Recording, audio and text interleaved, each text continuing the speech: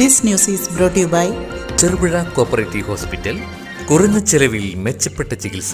ശ്രേയസ് കാസർഗോഡ് മേഖല വെളിച്ചന്തോട് യൂണിറ്റിന്റെ ആഭിമുഖ്യത്തിൽ പരിസ്ഥിതി സംരക്ഷണ സെമിനാറും SSLC +2 വിജയികൾക്കുള്ള മികവ് 2026 അനുമോദന ചടങ്ങും സംഘടിപ്പിച്ചു. ഷൈൻ സ്റ്റാർ ഓഡിറ്റോറിയത്തിൽ വെച്ച് നടന്ന പരിപാടിയിൽ യൂണിറ്റ് പ്രസിഡന്റ് മായ തോമസ് അധ്യക്ഷത വഹിച്ചു. വെളിച്ചന്തോട് CDO ജോയ്സി രാജു സ്വാഗതം ആശംസിച്ചു. ദേശീയ അധ്യാപക അവാർഡ് ജേതാവും പ്രമുഖ പരിസ്ഥിതി പ്രവർത്തനവുമായ ഡോക്ടർ കൊടക്ക നാരായണൻ മാസ്റ്റർ പരിസ്ഥിതി സംരക്ഷണ സെമിനാറിന് നേതൃത്വം നൽകി. മാറുന്ന ആഗോള സാഹചര്യങ്ങളിൽ പരിസ്ഥിതി സംരക്ഷണത്തിന്റെ പ്രാധാന്യത്തെക്കുറിച്ച് അദ്ദേഹം ക്ലാസ് നയിച്ചു. ശ്രേയസ് കാസർഗോഡ് മേഖലാ കോർഡിനേറ്റർ VV നളിനാക്ഷൻ ആമുഖ പ്രഭാഷണം നടത്തി. തുടർന്ന് ഉന്നത വിജയം കരസ്ഥമാക്കിയ വിദ്യാർത്ഥികളെ അനുമോദിക്കുകയും ചെയ്തു. യൂണിറ്റ് CDO സൗമ്യ TV പരിപാടിക്ക് നന്ദി രേഖപ്പെടുത്തി. ചടങ്ങിൽ നിരവധി അംഗങ്ങൾ പങ്കെടുത്തു. വർഷവും ജൂൺ 5 പരിസ്ഥിതി ദിനമായി ആചരിക്കുകയാണ്. ഈ പരിസ്ഥിതി ദിനം ആചരിക്കുന്നതിന് മുമ്പ് ചരിത്രം പരിശോധിച്ചു കഴിഞ്ഞാൽ ഒട്ടേറെ സമ്മേളനങ്ങൾ, ഉച്ചകോടികൾ ഇതുമായി ബന്ധപ്പെട്ട് നടന്നതായിട്ട് നമുക്കറിയാം. സമയക്കുറവുകൊണ്ട് അതിന് ഓരോന്നിനും നമ്മൾ പറയുന്നതിൽ ഇവിടെ പ്രസക്തിയില്ല. പക്ഷെ എല്ലാവരും പറയുന്നത് ഏകദേശം 17-18 നൂറ്റാണ്ടിന് മുമ്പ് ഇവിടെ ജീവിച്ചിരുന്ന സിയാറ്റിൽ മൂപ്പൻ എന്ന് പറയുന്ന മഹാനായ ഒരു വ്യക്തി പറഞ്ഞ കാര്യങ്ങളാണ്. സിയാറ്റിൽ മൂപ്പൻ എന്ന് പറയുന്നത് അദ്ദേഹം ആദിവാസികളുടെ സ്ക്വാഡിഷ്, സുമാഡിഷ് എന്ന് പറയുന്ന 2 ആദിവാസി ഗോത്ര വിഭാഗങ്ങളുടെ തലവനായിരുന്നു മൂപ്പനുണ്ട്. അദ്ദേഹം 1854 വാഷിംഗ്ടണിലെ ടെറിട്ടോറ ഗവർണർ ഐസക് സ്റ്റീവൻസിന് മുമ്പിൽ അദ്ദേഹം നടത്തിയിട്ടുള്ള ഒരു പ്രഭാഷണമാണ് ഇന്ന് ലോകത്താകെ ചർച്ച ചെയ്യുന്നത്.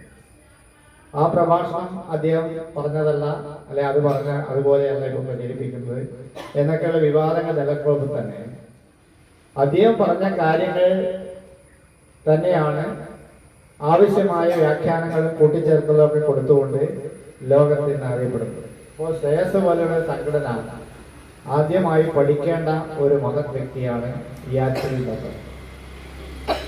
ഇവിടെ പള്ളികളിലൊക്കെ അദ്ദേഹത്തെ കുറിച്ച് പരാമർശിക്കുന്നുണ്ടാവാൻ സാധ്യതയുണ്ട്. പല പള്ളി പ്രസംഗങ്ങളിലും സിയാറ്റിൽ മൂപ്പനെ കുറിച്ച് സൂചന നൽകാറുണ്ട്.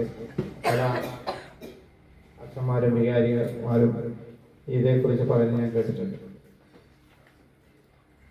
അതായത് ഈ ഭൂമി എന്ന് പറയുന്നത് മനുഷ്യൻ്റെതല്ല. ഭൂമി മനുഷ്യൻ്റെതാണ്. പക്ഷെ മനുഷ്യൻ്റെതാണ് ഭൂമി. മനുഷ്യൻ്റെതല്ല ഭൂമി, ഭൂമി മനുഷ്യൻ്റെതാണ്. പക്ഷെ നമ്മളെന്താ ചെയ്യുന്നത്? നമ്മുടെ ധാരണ ഈ ആകാശവും ഭൂമിയും ജലവും മണ്ണും എല്ലാം നമുക്ക് വിൽക്കാനുള്ളതാണ് എന്നുള്ള ഒരു അത്യാർത്ഥി മൂഢവിശ്വാസത്തിന്റെ ഭാഗമായിട്ടാണ് നമ്മൾ പ്രവർത്തിച്ചുകൊണ്ടേയിരിക്കുന്നത്. ഇല്ലേ? ഇപ്പൊ നമ്മൾ ഇവിടെ പറഞ്ഞ ചാലക്കുടിയിലായാലും വയനാട്ടിലായാലും മുണ്ടക്കൈയായാലും നടന്നിട്ടുള്ള പ്രളയങ്ങൾ, ആ പ്രളയങ്ങളൊക്കെ ആര് വരുത്തിയതാണ്? നമ്മളവിടെ കുറെ വീടുകളും കുറെ പുനർനിർമ്മാണങ്ങളും ഒക്കെ നടത്തിയത് കൊണ്ട് നമ്മൾ ചെയ്ത കുറ്റം എവിടെയും മാറ്റമില്ല. അത് യഥാർത്ഥത്തിൽ മനുഷ്യൻ വരുത്തി വെച്ച വിനയാണ്. അതായത് ഈ ഭൂമി എന്ന് പറയുന്നത്, ഈ പ്രകൃതി, ഈ പ്രപഞ്ചം എന്ന് പറയുന്നത് പറയാറുണ്ട്, അത് നാളത്തെ തലമുറയിൽ നിന്ന് കടം വാങ്ങിയതാണ്. അത്ര എളുപ്പത്തിൽ മനസ്സിലാക്കാൻ പറ്റുന്ന കാര്യങ്ങൾ. അതിനാണ് വരുന്ന തലമുറയിൽ കടം വാങ്ങുന്നത്. നിങ്ങളെല്ലാം എല്ലാവരും കടം വാങ്ങാറുണ്ടല്ലേ? അതല്ല ഇപ്പൊ അഭിമാന പ്രശ്നം. നിങ്ങളെ ഇരിക്കുമ്പോ എനിക്ക് തോന്നുന്നേ, പണ്ട് ഈ കടം വാങ്ങുന്ന വരുമ്പോ എനിക്ക് സന്തോഷമുള്ളൊരു കാര്യം, ഈ പണ്ട് എന്തെല്ലാം വീട്ടിലെ നമ്മള് ഈ കല്യാണത്തിന് പോകുമ്പോ അടുത്ത വീട്ടിലെ പിന്നെ സഹോദരിയുടെ മാല, സാരി, നല്ല സാരി, സെറ്റുമുണ്ട്, ഇതെല്ലാം കടമായിട്ട് പറയും. ഇന്നത് പറയുന്നത് നാണക്കേട്. ഇപ്പൊ നിലവിലുള്ള ആളുകളോട് കടമാകുന്ന കാര്യമാണ്. അതായത് നമ്മളെല്ലാവരും പണ്ട് കാലത്ത് അയൽക്കാര് തമ്മില് യേശുക്രിസ്തു നിന്നെ പോലെ തന്നെ അയൽക്കാരനെ സ്നേഹിക്കണമെന്ന് നമ്മൾ ഒരു 2000 തവണ കോപ്പി എഴുതിയവരായിരുന്നു അല്ലേ? നമ്മളൊക്കെ സ്കൂൾ പഠിക്കുമ്പോൾ കോപ്പി ചെയ്തല്ലേ? അങ്ങനെ ഇതൊക്കെ തിന്നിട്ട് വിശപ്പകറ്റിട്ട് ക്ഷീണമകറ്റിയിട്ടാണ് അവർ രാവിലെ വന്നാൽ സന്ധ്യയോടുകൂടി വീട്ടിലേക്ക് എത്തുന്നത്. അപ്പൊ അങ്ങനെ ഒരു കാലം ഉണ്ടായിരുന്നു.